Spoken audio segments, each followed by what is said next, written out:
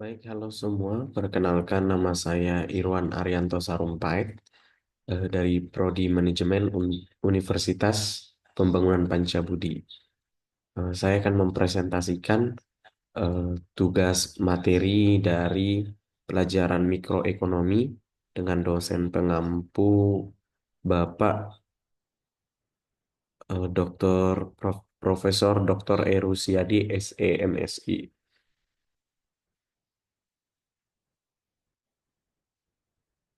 Pada materi pertama yaitu konsep mikroekonomi.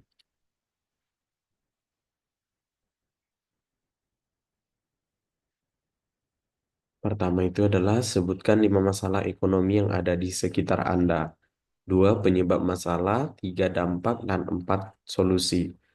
Nah, yang pertama yaitu adalah kemiskinan. Penyebab terbesar kemiskinan pada masa ini adalah pengangguran dan tidak memiliki pekerjaan tetap yang menyebabkan seseorang tidak memiliki penghasilan tetap. Dampaknya yaitu sulitnya masyarakat dalam memenuhi kebutuhan hidup sehari-hari.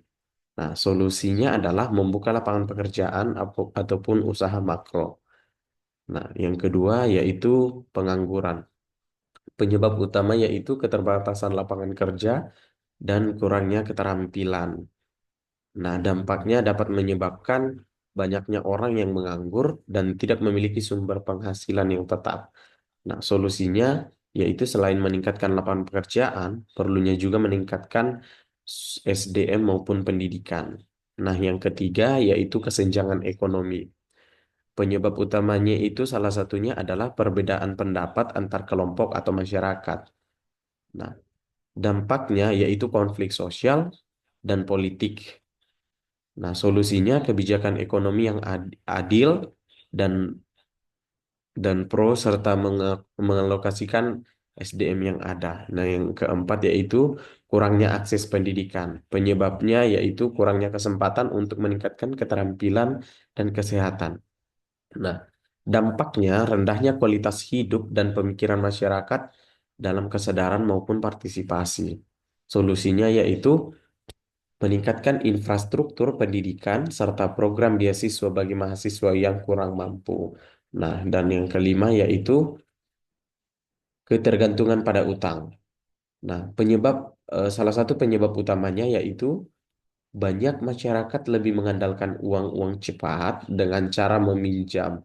Yaitu bisa saja berkooperasi atau dan lain sebagainya. Nah, dampaknya yaitu banyaknya masyarakat yang terlilit utang karena konsumsi berlebihan atau hal yang mendesak. Solusinya, mengurangi pengeluaran yang tidak penting dan membuat anggaran biaya yang realistis. Nah, materi kedua yaitu analisa dan kegiatan ekonomi. Nah, ini beberapa tugasnya sebutkan jenis dan bentuk perekonomian Indonesia. Yang kedua, berikan penjelasannya. Yang ketiga, kritisi kelebihan dan kelemahan ekonomi di Indonesia. Yang keempat, apa yang terbaik bentuk ekonomi Indonesia dan buat alasannya. Nah, yang salah satunya adalah perekonomian agraris. Sebagian besar masyarakat Indonesia bekerja di sektor agraris seperti pertanian, perkebunan, kehutanan, dan perikanan. Komoditas utama yaitu beras, kelapa sawit, karet, kopi, kakao, dan ikan. Yang kedua itu adalah perekonomian industri. Sektor industri juga menjadi tulang punggung perekonomian Indonesia, terutama dalam pengelolaan hasil bumi, tekstil, otomotif, elektronik, dan makanan ataupun minuman. Yang ketiga yaitu perekonomian berbasis sumber daya alam. Indonesia kaya akan sumber daya alam seperti minyak bumi, gas alam, batu bara, emas, nikel, dan timah. Ekspor komoditas sumber daya alam ini menyumbang porsi besar dalam devisa negara. Yang keempat itu adalah perekonomian jasa. Sektor jasa seperti pariwisata, keuangan, pendidikan, dan transportasi semakin berkembang. Nah, yang kelima yaitu perekonomian digital. Dengan berkembangnya teknologi, perekonomian digital menjadi sektor yang baru, yang sangat potensial. Contohnya ada e- e-commerce, fintech, dan layanan transportasi berbasis aplikasi. Indonesia adalah pasar digital terbesar di Asia Tenggara dengan perusahaan teknologi besar seperti Gojek, Tokopedia, dan Bukalapak. Yang keenam yaitu perekonomian berbasis UMKM. Usaha mikro kecil dan menengah atau UMKM adalah tulang punggung ekonomi Indonesia, menyumbang sekitar 60% dari PDB dan menyerap banyak tenaga kerja. Yang ketujuh yaitu perekonomian terbuka. Indonesia juga memiliki sistem ekonomi terbuka yang berarti perdagangan internasional, investasi asing, dan hubungan ekonomi global memainkan peran penting. Nah, yang kedelapan yaitu ekonomi kerakyatan. Berlandaskan pada Pancasila Undang-Undang Dasar 1945, perekonomian Indonesia menekankan kesejahteraan rakyat melalui kooperasi dan usaha bersama sebagai sokongan guru ke ekonomi. Peran pemerintah dalam ekonomi Indonesia terlihat melalui regulasi, subsidi, dan pengelolaan sektor strategis seperti energi, infrastruktur, dan pendidikan. Sementara itu, sektor swasta didorong untuk berinovasi dan menciptakan lapangan kerja. Kombinasi ini menciptakan dinamika yang unik untuk perekonomian Indonesia. Nah, bagian ketiga yaitu dasar-dasar penawaran dan permintaan. Yang pertama, amati permintaan terhadap suatu jenis barang di pasar atau pajak dekat rumah Anda. Buatlah grafik permintaannya. Seperti di dalam eh, tabel ini, yaitu penelitian hasil harga roti coklat dan jumlah penawaran roti coklatnya, di mana sesuai dengan grafik yang saya tampilkan ini, harga menyesuaikan dari harga roti coklat seharga 500 itu pembelian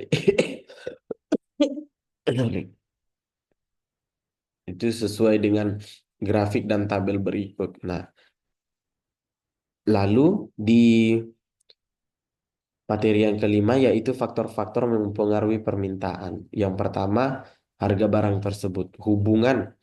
Jika harga meningkat, maka jumlah barang atau jasa yang diminta akan berkurang dan sebaliknya. Contoh, jika bahan pokok semakin tinggi, maka masyarakat akan mengurangi jumlah kebutuhan. Nah, yang kedua itu pendapatan para pembeli. Hubungannya, jumlah pendapatan masyarakat akan mempengaruhi jumlah permintaan barang dan jasa. Contoh, jika rata-rata jumlah upah para pekerja tinggi, maka jumlah tingkat pembelian suatu barang atau jasa akan secara langsung meningkat. Nah, yang ketiga yaitu selera pembeli. Hubungan selera pembeli masyarakat sangat dipenuhi oleh perubahan tren yang terjadi. Contohnya, tren suatu model pakaian atau barang tertentu sangat mempengaruhi minat pembelian masyarakat. Yang keempat yaitu harga barang-barang yang berhubungan erat dengan barang tersebut. Contoh, hubungannya jumlah permintaan barang akan menurun apabila jenis barang alternatif yang dapat menyerupai fungsi barang tersebut. Contohnya, jika harga beras melambung naik, maka kemungkinan besar masyarakat akan menggantinya dengan jagung ataupun singkong. Nah, bagian keenam adalah elastisitas dan penawaran. Tentukan elastisitas penawaran, permintaan dan penawaran setiap perubahan harga pada tabel berikut. Nah, yang ketujuh yaitu perilaku konsumen. Tindakan seseorang konsumen juga memiliki definisi tersendiri menurut para ahli. Berikut ini beberapa definisi teori perilaku konsumen menurut para ahli. Nah, yang pertama yaitu menurut Schiffman dan Konuk mengatakan bahwa teori ini adalah studi tentang bagaimana seseorang membuat sebuah keputusan untuk membelanjakan sumber daya yang mereka punya, misalnya uang, waktu, tenaga, untuk mendapatkan produk yang akan dikonsumsi. Nah, yang kedua yaitu menurut Kotler dan Keller, keduanya sepakat bahwa teori perilaku konsumen adalah sebuah studi yang mempelajari individu, kelompok, maupun organisasi dalam memilih, membeli, menggunakan, dan mengevaluasi produk untuk memuaskan kebutuhan dan keinginan mereka. Nah, yang ketiga, menurut John C. Mowen dan Michael Minor menyampaikan tentang perilaku seorang konsumen sebagai studi unit dan proses pembuatan keputusan seseorang dalam menerima, menggunakan, membeli dan menentukan produk. Nah, bagian ke-8 ya ujian mid semester. Gambarkan secara empiris mikroekonomi menurut Anda. Buatlah contoh empiris salah satu produk terkait permintaan dan penawaran. Buat data empirisnya. Yang keempat, buatkan tabel permintaan dan penawarannya. Yang kelima, buatkan elastisitas permintaan dan penawarannya. Berikut. Ekonomi mikro mengacu pada penerapan metode pengamatan, pengukuran, dan analisis data nyata dalam ilmu mikroekonomi untuk memahami, menguji, atau membuktikan teori ekonomi. Dengan menggunakan data empiris, maka para ekonom dapat menjelaskan perilaku individu rumah tangga, perusahaan, atau pasar dalam skala kecil. Permintaan atau demand. Permintaan beras mencerminkan jumlah beras yang ingin dibeli oleh konsumen pada berbagai tingkat harga dengan asumsi faktor lain tetap konstan. Misalnya pada harga 10.000 per kilogram, konsumen akan membeli beras sebanyak 500 ton per minggu. Namun jika harga beras naik menjadi 12.000 per kilogram, konsumen mungkin hanya membeli 400 ton per minggu karena harganya lebih tinggi, membuat mereka lebih berhati-hati dalam membeli. Nah, penawarannya atau supply, penawaran beras menggambarkan jumlah beras yang siap dijual oleh produsen, petani, pengusaha penggilingan beras, dan lain-lain.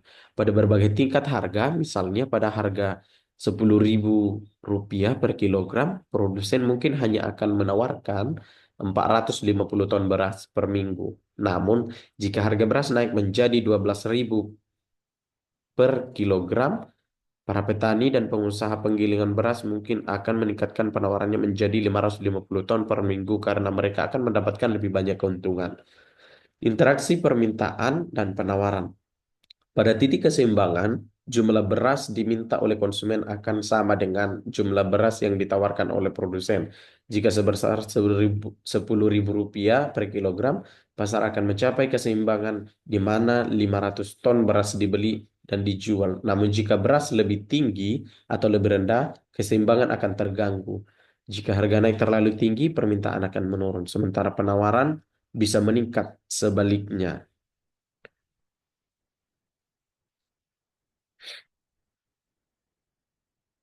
Nah, berikut penjelasan menurut daripada tabel berikut. Harga beras per kilogram menunjukkan harga yang berlaku di pasar untuk 1 kilogram beras. Jumlah yang diminta menunjukkan jumlah beras yang ingin dibeli oleh konsumen, yaitu sebagai berikut. Jumlah yang ditawarkan per ton per minggu menunjukkan jumlah besar yang ditawarkan oleh produsen. Misalnya petani atau pengusaha penggilingan beras pada harga tertentu dalam dalam satuan ton per minggu. Nah, analisa empirisnya ketika harga beras lebih rendah, misalnya 8.000 per kilo, jumlah yang diminta oleh konsumen lebih tinggi 600 ton per minggu. Sebaliknya ketika harga beras naik, misalnya 13.000 per kilogram, maka jumlah yang diminta turun menjadi 350 ton per minggu. Ini mencerminkan hukum permintaan yang menyatakan bahwa semakin tinggi harga, semakin rendah jumlah yang diminta. Di bagian penawarannya, pada harga yang lebih rendah, misalnya 8.000 per kilogram, jumlah yang ditawarkan oleh produsen lebih rendah atau 350 ton per minggu. Namun seiring dengan kenaikan harga misalnya 13.000 per kilogram, jumlah yang ditawarkan meningkat menjadi 600 ton per minggu. Ini mencerminkan hukum penawaran yang menyatakan bahwa semakin tinggi harga, semakin besar jumlah yang ditawarkan.